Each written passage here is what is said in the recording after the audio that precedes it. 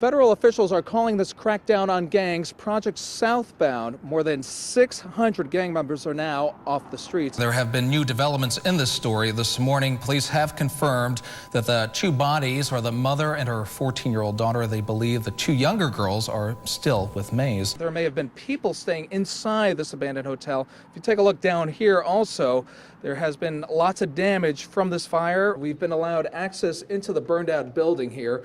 Now, we're being told that Patches has been roaming around the property. I had an opportunity to see what it feels like firsthand. This gear is just so heavy. This walkway used to be nice and clear, but right now it's a whole other story. The top of the Hawkins house is blocking it. What a crazy weather day it's been out here. Strong wind gusts actually brought down this tree. All right, Natalie, I don't think Mother Nature can decide what to do. Like this morning walking out the door, it's very warm. The message is a simple one and a life-saving one. Put down the phone. How it works is the police officer would place this camera on an article of clothing, slide it down, and it starts recording. The food has been delivered. The surprise is a done deal now, and there is one very happy family, all thanks to these guys here. Hey guys, how you doing? Good, how are you, sir? Wonderful. What's it feel like? What's it feel like to do something like this on Thanksgiving? I mean, it definitely feels good. As people are waking up and having their breakfast here at the original Pancake House, it's located on Central Avenue in Toledo, they are waking up with that reality that they no longer have their leader. Their leader is gone. Right now it is 5:16. Let's take a peek outside, an early look at our city cam. A nice view of the Twin Cities there here on this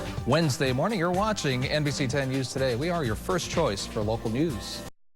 Just because you can purchase it in a store or online doesn't necessarily mean that it's safe. And some people are even saying the 5-hour energy drink could be deadly. As many as 13 people nationwide may have died from these drinks over the last 4 years. I had half of one once, and it immediately gave me a headache. I felt nauseous. The 5-hour energy drink is a drink of choice for many on college campuses throughout the area. I think a lot of students use it if you stay up late studying. It helps you keep focused, keep going throughout the night. A lot of people drink them, and they at my school, and they were like, they couldn't go to sleep. It's still not known whether or not the 5-hour energy drink is responsible for all these deaths, but one thing is for certain, this little drink certainly packs a powerful punch.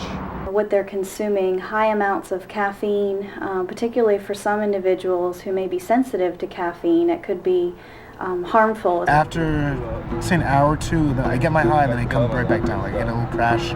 Representatives from 5-Hour Energy are disputing these death claims. They say that the energy shot contains the same amount of caffeine as 12 ounces of premium coffee. Reporting from Tallahassee, I'm Rick Adams, Eyewitness News.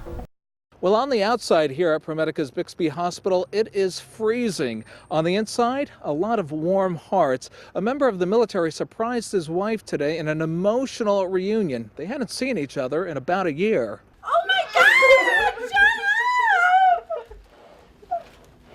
The tears of joy were flowing for Army Staff Sergeant John DeLine and his wife Kathy as he surprised her at her workplace at Bixby Hospital in Adrian in front of family, friends, and co-workers. Excitement. I'm just still shocked. So glad the surprise actually worked. And how surprised were you? Very surprised. Staff Sergeant DeLine had not seen his entire family since April, which includes his wife, his 3 kids, and his parents, among others. You're so overjoyed and yet nervous because it's been a long time since you've got to have this person with you. And I'm so ecstatic. Keeping this surprise from his family was just as hard as being away from them overseas in Afghanistan. She wanted to know everything that was going on, and it was very hard to keep it from her and the kids. And speaking of the kids, the next stop for Staff Sergeant DeLine and his wife were to a school in Hudson to surprise their 2 older kids, Allison and Josh, and then to surprise their younger child, Megan. Staff Sergeant DeLine has been in the Army Reserves for 17 years, and he has served 3 tours overseas. He says he is now home for good. Reporting from Adrian, I'm Rick Adams.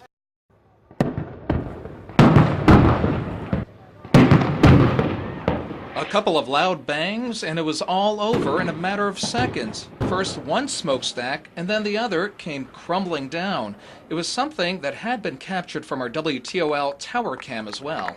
It was very quick. 1 second they were there, the next second they were gone, but it was really cool. It took less than 200 pounds of dynamite to turn the two smaller smokestacks at the former Acme power plant into a pile of rubble. Noise and dust.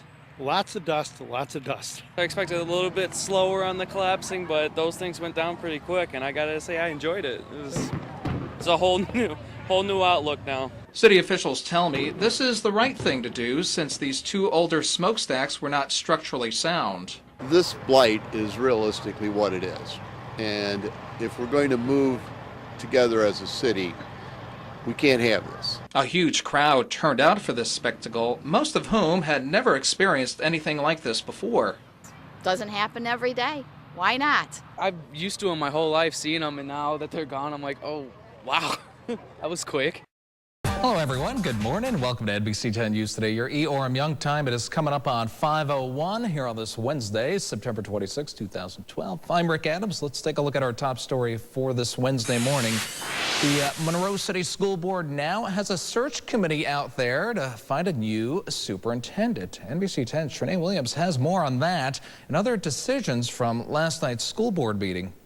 Been drawn to my attention. All right, things really getting heated up there. That's NBC 10's Trinae Williams reporting. A Rayville man remains missing this morning. Joshua Berry was last seen leaving his home on September 13th. Take a good look at Joshua there. His truck was found wrecked the next day in Franklin Parish. Contact authorities if you have any information on his whereabouts.